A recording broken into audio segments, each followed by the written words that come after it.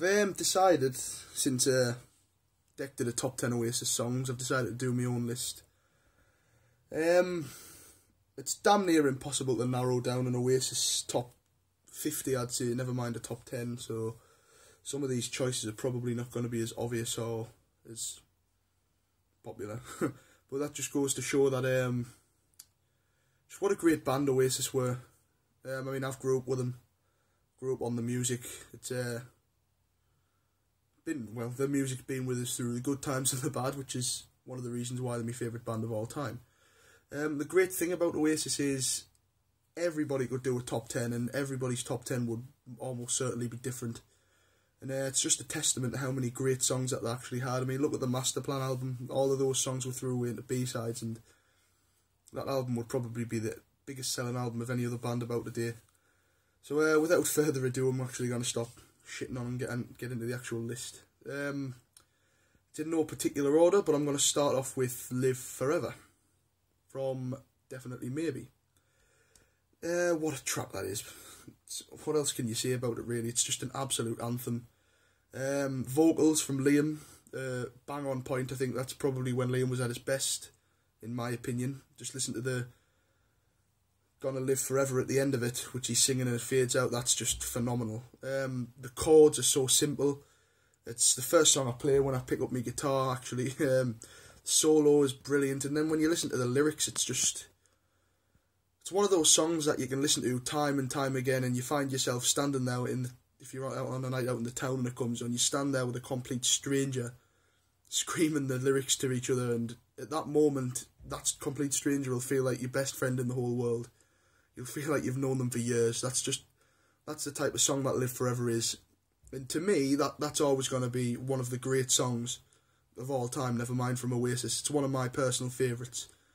Number 2, I'm going to go with Don't Look Back in Anger, but in the same vein as Dec, it's going to be the acoustic version, with the capo on the 4th, which Noel has started doing since, I think, about 2007, 2008. I might be wrong there, but just, since Noel has decided to step into a more frontman role, I think the songs that he wrote and performed in those early days, and later, obviously, like such as Don't Look Back in Anger and, you know, all the other ones he's done, have just sort of came into their own, sort of like away from the album version, and I actually prefer the acoustic version to the album version. He just seems to portray so much emotion through the song. And the lyrics just, once again, as is the same with most songs on this list, they speak to the person who's listening to them. And it means something completely different to every single person who's listening to that song. It's just an absolute ballad. It's phenomenal. And the acoustic version, it's one of the only times I've actually almost cried listening to a song when I went to see Noel in 2012. The sheer, like I say, the sheer emotion that he portrayed through that song and in that performance it's beyond comprehension. If you can go and see Noel Gallagher, I recommend you go and see him, because it's a fucking phenomenal gig. Next up, I'm going to go with Champagne Supernova. It's maybe a bit lengthy at times, and maybe you listen to it and it gets to about the 5-minute point, you think, But it's, once again, it's one of the songs that Noel sort of made his own on this tour, more importantly, with his acoustic versions. But even then, the original version, just the melody on it, the rhythm and stuff like that, I've went completely blank there.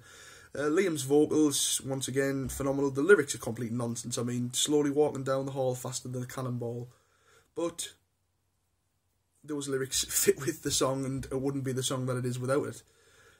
Champagne Supernova, I can't really say much more about it. It's just an absolute classic, and it's one of those songs that I've always loved. And since Noel did the acoustic version, which I've seen videos of on YouTube, I've just loved it even more. Next up, I'm going to go Cast No Shadow, which I believe Noel wrote for Richard Ashcroft. I think when Richard Ashcroft was battling with, I think it was either drug addiction or depression. Completely slipped my mind which one it was. Might not even be either. But just once again, it's just such a simple song to play. It's one of the easiest Oasis songs that you can play.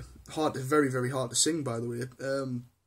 But the lyrics, which obviously he wrote for Ashcroft, can, again, apply to anybody who's listening to it. It could apply to you, it can apply to me. It's It's one of those timeless songs that you're going to listen to. It's obviously not the first song you put on when you think of Oasis and you think, oh, I want to listen to Oasis. But it's always going to creep in there somewhere, and it's for that reason that it's in there on my top 10, really, because it's one of those sort of forgotten songs, really, when great Oasis songs come up, but I personally love it. So moving on to number 5. It's a personal favourite of mine for sentimental reasons. It's Songbird. It's a simple song wrote by Liam, 3 chords through the whole song. The melody and the rhythm is so simple. The lyrics are simple. It's just a completely simple song, but that's what makes it brilliant. But for me, what puts it up there is the sentimental feeling that it was the first song I ever played on my guitar for the girl that I actually loved. Soppy, but it's true. Didn't go the way I planned, and listening to it still leaves a bit of a bittersweet taste and a bit of a sting, but it also brings back all the happy memories that I had with that one person, and that's the reason that it's on there, to be honest. It's just completely sentimental, and it has sentimental value to me. Number 6 is a B-side that not many people seem to have heard other than the diehards, really. It's Idler's Dream. What a tune Idler's Dream is. It's picked on the guitar. Noel plays it on the guitar. I think it's really on piano or keyboard, I'm not too sure, but just the delivery from Noel in that song, even on the album version, doesn't even have to be a live performance, just the delivery on it was fantastic. And the first time I heard that song, I was wondering, I was like, I've been listening to Oasis for nigh on 10 years, how the fuck haven't I heard this song before? It was one of the throwaways that I'd only stumbled across about 2 years ago, but what an absolute diamond that song is. I mean, the lyrics are phenomenal. Very, very picturesque, and it's a very visual song. It paints a picture in your mind of a certain aspect of life, and it's like I say for most of the songs, and I'm probably just repeating myself. It's the lyrics will speak to you in one way or another. It'll probably be different for everybody, but it's one of those. Hold on. Number 7. I've lost count there. 7. Sad Songs coming in at number 7. It's just another one of those songs, really. I can't say much more about it. I'm probably going to end up repeating myself there. But Sad Song is just really, really good. It's another simple song to play. The rhythm on it is brilliant, by the way. I really love the tune for Sad Song. I could listen to the instrumental version of it all day. But then Noel puts, as usual, some amazing lyrics behind it. I mean, sing a sad song in a lonely place, gotta put a word in for me. That's an opening line, that's brilliant, but then you've got the rest of the song, talking about crying on shoulders and stuff like that. It's very sentimental, and it's very, once again, picturesque. It'll probably put a certain person or scenario in your mind, and it's another one that'll just speak to so many people in so many different ways, which so many Oasis songs actually did, which I think makes it brilliant, like most of the songs, to be honest. The next one's just on another vague note, and it's mainly for the reason that Oasis split up. Thank You for the Good Times. Not really an obvious choice for many people, but I think the song, it's just Liam's delivery on that. Obviously his voice isn't the best at that point, but it's such a phenomenal song. It's a really, really great song, and I think it just, to me, it's like Oasis are thanking the fans for the good times that they've had because of the fans buying their albums and putting them to where they are.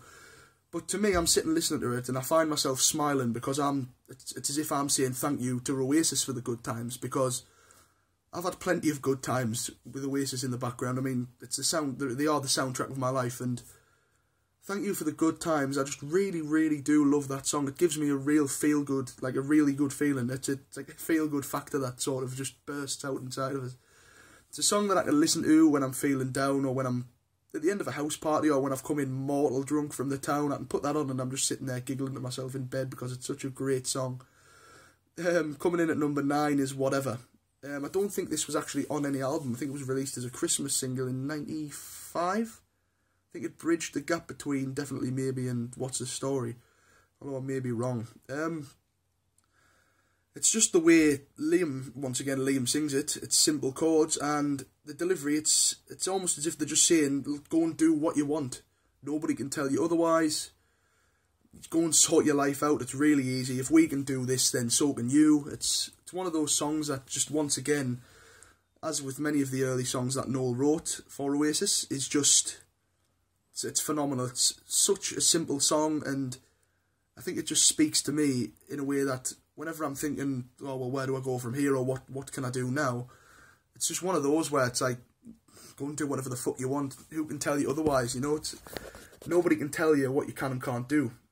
But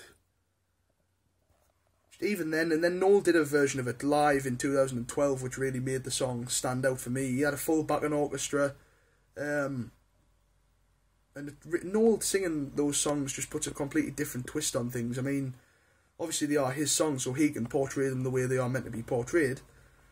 But that live performance, as with Don't Look Back in Anger, When I Almost Cried, just catapulted that song so far up in my estimations. And that's all I've got to say about whatever. And to end it on another sentimental note, Fallen Down. I mean, it was the last single they released before they broke up. Quite ironic, because it all fell down. And aren't we all still seething? What a great band Oasis were. But just the beat for it is phenomenal. Like the drum beat, when the drum beat kicks in, you will find yourself tapping your feet to it. Noel's vocals are very much on point. It's when he started coming out of his shell as a singer. I think it's when his voice started getting much better as well. It's one of those songs that I heard them play live when they played at the Stadium of Light in 2009, and just the atmosphere at that point, I can't put my finger on what it was. There was just something weird in the air, but it was a good weird. It was something different, but I think it was more the fact that I'd seen me childhood idols as well. I was only 13 or something at the time. But that song is just, again, it's one of the later songs which didn't really get much critical acclaim, because most people who are not fans of Oasis tend to say that the first two albums are great and the rest are shite, but that's complete bollocks, because if you're a proper Oasis fan and you're a true fan at heart, you will love 99% of what they put out, because Oasis were, and still are and will continue to be, one of the best of all time. They are my favourite band of all time, without doubt, hands down. They always will be. I don't think I'll ever grow old, grow tired of Oasis. I've got a Don't Look Back in Anger tattooed on my wrist there, actually. And so, I guess the wither's till me dying day. But I would just like to clarify before I end this video that it was so hard to narrow it down to just 10 songs. I could probably easily make a top 20 or 30, like I said, maybe even 50, because they've just got so many great songs. And everybody's top 10 is going to be different, without a doubt. Nobody will have the same top 10. There's always going to be songs that stick out to certain people for certain reasons. And it's not to say that these songs that I've chose, I think, are better than any of the other ones, because, I mean, some of them probably aren't. I mean, I've left out the likes of Supersonic, I've left out Morning Glory, Wonderwall, I've left out Bring It On Down, Rock and Roll Star, Roll With It, stuff like that. Like, lots of really big anthems and classics. Or Lila's a great song. I don't know, A Bell Will Ring, I really like that. Part of the Queue is one of my favourites, but nah, you can't narrow it down to just 10. But I've had a go, and hopefully you've enjoyed listening to why I've put these songs in my top 10. So cheers, Dec, for the idea, and I hope you've enjoyed it.